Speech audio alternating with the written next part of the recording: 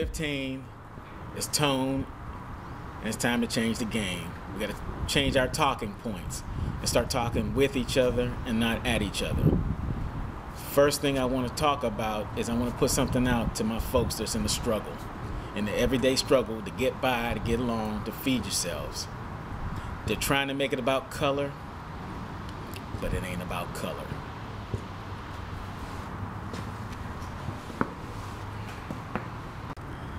But when it comes to this society, one of the first things you see in an individual is their gender, their color, their height, and specific characteristics that make them part of a group. Human beings have an ability to look at each other and immediately identifies an individual as a part of a group. Therefore, generalizations that we've accepted one way or the other become our truth until proven otherwise. In the black community, we always talk about how we don't know how to stand together. We don't stick together through anything. But what that's a part of is a Willie Lynch mentality. If you don't know anything about the whole fable or the myth or the story about Willie Lynch, L-Y-N-C-H, look it up. Here's where the supposed speech came from.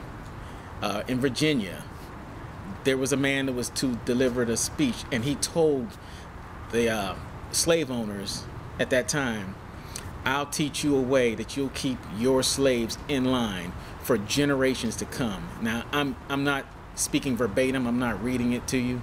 I'm telling you in essence what it said. What it did was it said, pit the old slave against the young slave against the old slave, the woman slave against the man slave against the woman slave, the light skin against the dark skin against the light skin. There was many more things that go on, but what the premise was is turn them against each other. So in reality, they end up only trusting the master. And then the master knows everything and can manipulate every individual group accordingly, being the all-knowing person. Now, one thing that they instituted here also is they gave the slaves of that time frame faith, taught them Christianity to develop them. But slave Christianity tells you to just stay and pray and then wait on the miracle to come. Wait on Jesus to bless you. It's not an empowering sort of faith. So what you do is you talk amongst each other, you group yourselves together with another group, and you just wait. And you compartmentalize yourselves and you stay amongst yourself. And your subgroup stays your subgroup. And you align yourselves with each other, and each of you going back to a master. We all do that right now. You can put it outside of color. But particularly my people of color, we got to do better.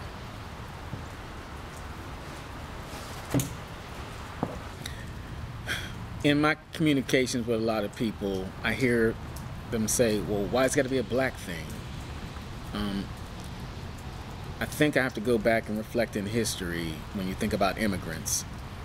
The Italians came over at some point from Europe. Irish came over from Europe. Germans came over from Europe. A lot of European people came over here, and the Jewish came over. And what they found is an alignment, a general goal, a community, a unity where they had common goals. But somehow with black people, they say, well, why does that be a black thing? Unfortunately, we share the distinction of being the only descendants who were brought here and didn't immigrate. So we were kidnapped, we fought against each other in Africa, sold each other in Africa, we were brought here and subjugated and had our culture taken from us. Understand, we could not speak any languages. There was no unity kept amongst tribes. They were separated. When the young men were brought, they were separated out. No consideration of families. We've been sold this whole watered down thing about slavery, like, oh yeah, slavery was then. Really? Well, The families were broken up. They were sent apart. So how is it so hard to accept that this is prevalent in our community to this day?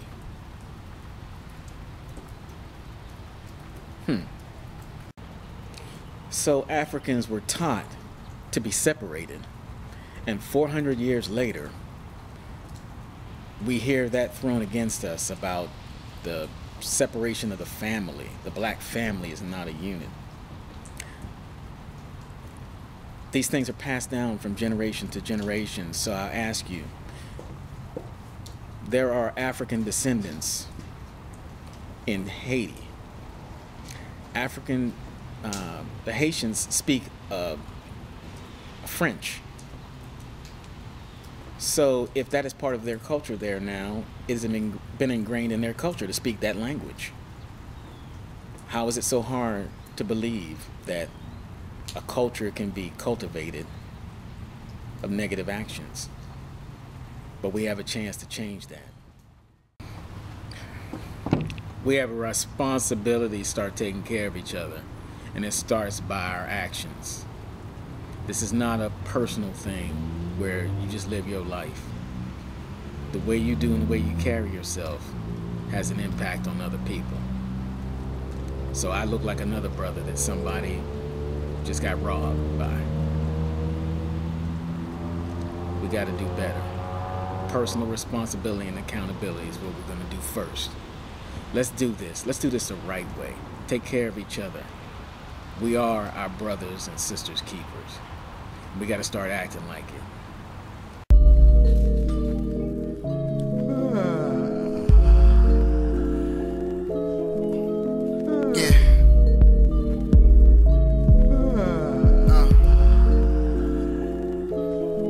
Got a pen in the pad, been in the lab with a little bit of luck, and that's when it would happen. I'm thinking about the things that y'all niggas are yapping about. Got some questions, you can answer them now. Oh, you don't know what this is about? Oh, you didn't think that we could amount to the level that you are? We dragging them out. I would love to see y'all ignore me now.